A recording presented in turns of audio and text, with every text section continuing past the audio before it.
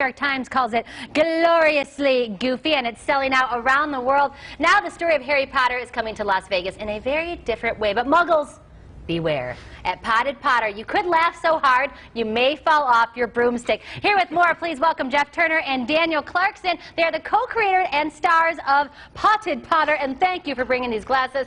I think they make me look much smarter. Absolutely. Right. Yeah, I mean, he's out. You're in now. Right? Thank you so much. Well, I don't know a lot about Harry Potter, so could I still go to the show and enjoy it? Yeah, absolutely. Yeah, okay. When we wrote it too many years ago now, it was very important for us to try and make it as inclusive for everyone as possible, because we know there's dads out there, which is the example we always give, who haven't read the books, who haven't seen the movies. We don't want them to be sat there bored, so we try and get as many pop culture references in as we can about all sorts of different things. We've got a few little Vegas references in as we learn. We've only been here a few days. It means if you haven't read the books for some reason that I can't comprehend imagine, why right? you wouldn't do that, then you don't need to, because we're here in 70 minutes, we tell you all 7 books, and we tell you everything, all the characters. Absolutely. Then it's done. Because I always feel left out when they're all talking about it, and I have no idea what we're talking about here. here. So we want to include you in the conversation. And we've learned that in Vegas, everyone wants everything bigger and faster and louder. Yes. And we try and do that. It's just in 70 minutes, back out again, back at the tables. And you're at Bally's now, and Yeah. you guys are starring in it until June 23rd, Correct. so you got to get there if you want to see these guys in it. But I mean, it's been doing well around the globe. What do people say? I mean, well, it's amazing, because it started out in Edinburgh in Scotland years and years and years ago when we looked younger.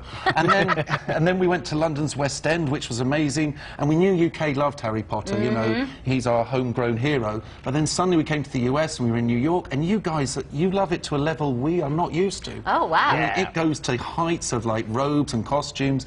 I had a lovely woman dressed up as Dumbledore, who's the wizard with the big beard.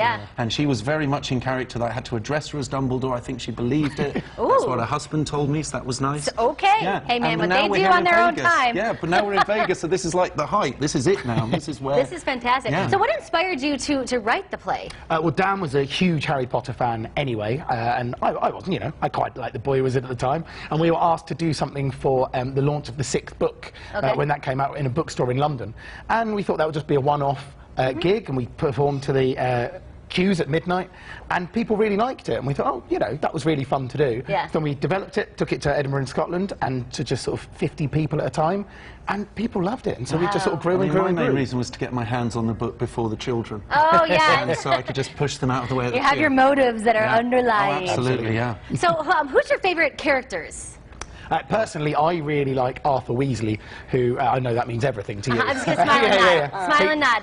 He's the dad of Ron. He's quite a minor character, but the fun thing about him is he's got all the magic at his fingertips. What he loves is stuff from our world, like engines and mechanics, because he can't understand it. He doesn't know the secrets of it. I think that's a nice little twist. That's fun. What about you? I'm Voldemort. I mean, he's the Dark Wizard. I just think he's misunderstood. If you'd actually just given him a hug and a kitten, we wouldn't have had 7 books. I don't know if I would give him a kitten. No, give him a kitten. Goodness knows what he'd do with it. Come on, people soften with a kitten.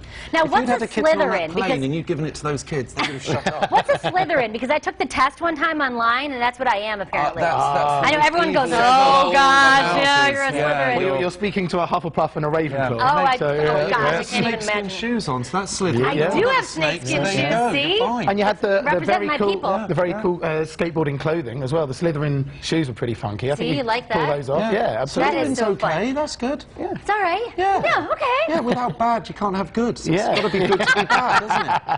I didn't know half the questions I was answering when I took the quiz, so just there's that. But I mean, I can imagine kids, generations, everyone loves it. Absolutely, and I think the books are old enough now that now there's a whole new generation loving it, because if you read it when you were 10 or 12, and that's like 10, 11 years ago, you're now having kids yourself, you're reading it to those kids, they're going to read it then. And if you're like me and you've never read it, you can get caught all up on the 7 books all at once. So Muggles, Wizards, Witches, fly on over to Potted Potter, the unauthorized Harry Potter experience. It's at Bally's every night except Fridays. Plus, there are weekend matinees. And tickets, guys, just started about $40, so go to pottedpotter.com.